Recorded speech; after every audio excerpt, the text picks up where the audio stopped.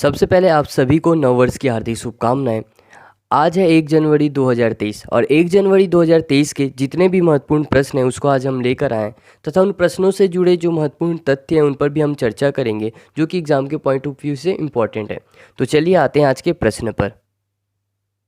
भारत में वाहन चार्ज करने के लिए रुपे कार्ड की शुरुआत कब से की जाएगी? तो आपको बताना है कि रुपे कार्ड की शुरुआत वाहन चार्जिंग हेतु कब से की जाएगी। तो इसका सही आंसर है 1 जनवरी 2023 से, यानी कि आज ही से इसकी शुरुआत होगी। इसके बारे में जो महत्वपूर्ण तथ्य हैं उसे भी देख लेंगे। ये सेवा पूरे भारत में एक साथ लागू की जाएगी। इस कार्ड का प्रयोग न केवल वाहन चार्जिंग बल्कि अन्य सार्वजनिक क्षेत्रों पर भी किया जा सकता है। मई 2014 को भारत के राष्ट्रपति श्री प्रणब मुखर्जी ने भारत का अपना भुगतान कार्ड रुपे राष्ट्र को समर्पित किया था। अगले प्रश्न पर चलते हैं। प्रश्न क्रमांक 2 है, भारत की पहली अंडर वाटर मेट्रो रेल सुरंग का निर्माण कहाँ किया जा रहा है? तो आपको बताना है कि पहली अंडर वाटर मेट्रो रेल सुरंग भारत में कहाँ बन रहा है। तो इसका सही आंसर है ऑप्शन डी, कोलकाता। इनसे जुड़े तथ्यों को ध्यान देंगे। भारत की पहली अंडर मेट्रो रेल सुरंग का निर्माण हुगली नदी, जो कि कोलकाता में है, किया जा रहा है। ये सुरंग नदी के तल से 13 मीटर नीचे और सतह से 33 मीटर नीचे स्थित है। इसकी लागत किलोमीटर के अनुसार यानी प्रत्येक किलोमीटर पर करीब 157 करोड़ रुपए का खर्च है। अगले प्रश्न पर चलते हैं। प्रश्न क्रमांक 3 है, हाल ही में जुआरी पुल का उद्घाटन कहाँ किया गया है? तो आपको बताना है जुआरी पुल का निर्माण अभी अभी कहाँ पर संपन्न हुआ। तो इसका सही आंसर है ऑप्शन बी, गोवा। इनसे जुड़े तथ्यों को देखेंगे। 29 दिसंबर 2022 को गोवा में केंद्रीय सड़क परिवहन और राजमार्ग मंत्री नितिन गडकरी द्वारा जुआरी पुल का उद्घाटन किया गया। गोवा के मुख्यमंत्री प्रमोद सावंत और केंद्रीय मंत्री श्रीपद नाइक भी मौके पर मौजूद थे।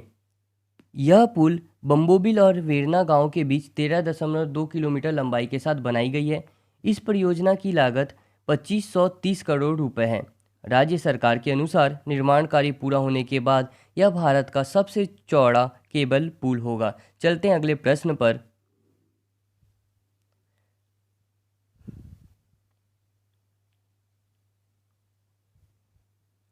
प्रश्न क्रमांक 4 है, हर साल 1 जनवरी को कौन सा दिवस के रूप में मनाया जाता है? तो आपको बताना है कि 1 जनवरी को कौन सी दिवस के रूप में मनाया जाता है। आपके पास 4 ऑप्शन है। ऑप्शन ए अंतर्राष्ट्रीय श्रमिक दिवस, बी विश्व जनसंख्या दिवस, सी वैश्विक परिवार दिवस, डी विश्व आर्द्रभूमि दिवस। तो इसका सही आंसर है ऑप्शन सी, वैश्विक परिवार दिवस। तो हम इन सभी दिवसों के बारे में जान लेते हैं। पहला है अंतर्राष्ट्रीय श्रमिक दिवस।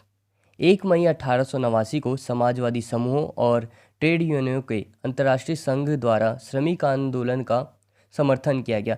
तब से लेकर अब तक यह दिवस 1 मई को मनाया जाता है। दूसरा है विश्व जनसंख्या दिवस।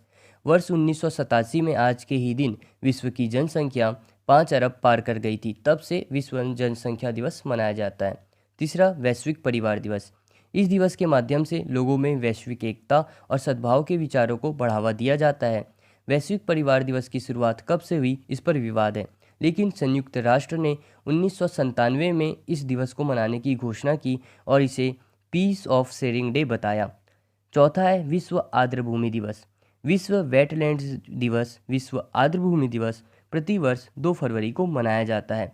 यह दिन 2 फरवरी 1971 को ईरानी शहर रामसर में कैस्पियन सागर के तट पर वेटलैंड पर हुए सम्मेलन को अपनाने की तारीख को चिन्हित करता है। चलते हैं अगले प्रश्न पर। प्रश्न क्रमांक 5 है, हाल ही में किस राज्य सरकार द्वारा कलसा बंडूरी पेयजल परियोजना के लिए पर्यावरण मंजूरी दे दी गई है? तो इसका सही आंसर है ऑप्शन ए, कर्नाटक। इनसे जुड़े तथ्यों पर विचार करते हैं। केंद्रीय जल आयोग द्वारा इस परियोजना रिपोर्ट को मंजूरी दे दी गई है, जिसे राज्य सरकार ने केंद्र के समक्ष प्रस्तुत किया था। इस परियोजना में महादई नदी, जिसे मंडोवी के नाम से भी जाना जाता है, के पानी को कलसा और बंडूरी नहरों से मालप्रभा नदी में मोड़ने का प्रस्ताव है। इस परियोजना का उद्देश्य धारवाड़, बेलगांव, बागलकोट और गड़क के 13 शहरों को पीने का पानी की सुविधा प्रदान करना है, जो कर्नाटक के उत्तरी भाग के हिस्से हैं।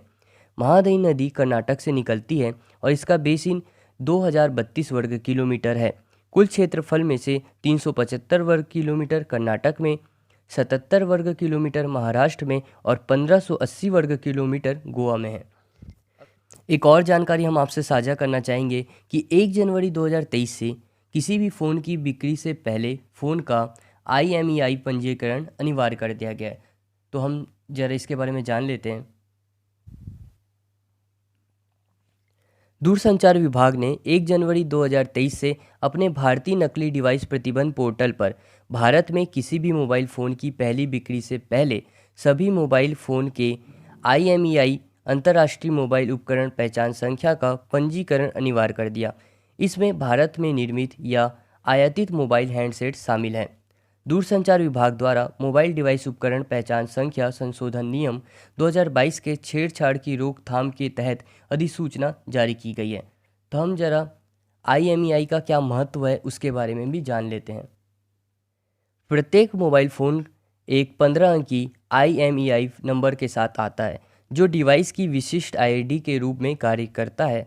जब भी फ़ोन से कॉल की जाती है तो दूरसंचार नेटवर्क पर IMEI नंबर प्रदर्शित होता है।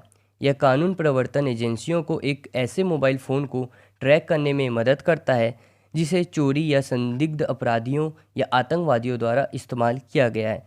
हालांकि वर्तमान में दूरसंचार नेटवर्क पर एक ही IMEI के साथ नकली उपकरणों की उपस्थिति के कारण कानून परिवर्तन एजेंसियों के लिए फ़ोन को ट्रैक करना मुश्किल हो रहा है। तो आज के करंट के इतने ही प्रश्न हमारे द्वारा बनाए गए थे। आप इसी तरह करंट के नए प्रश्नों की जानकारी व अभ्यास के लिए हमारे YouTube चैनल आकाश क्लासेस को सब्सक्राइब कर लें तथा आप बेल आइकन को भी प्रेस कर लें, जिससे आने वाले वीडियो के नोटिफिकेशन आपको सबसे पहले मिले। साथ ही साथ आप हमारे टेलीग्राम चैनल और इंस्टाग्राम चैनल को भी फॉलो कर सकते हैं।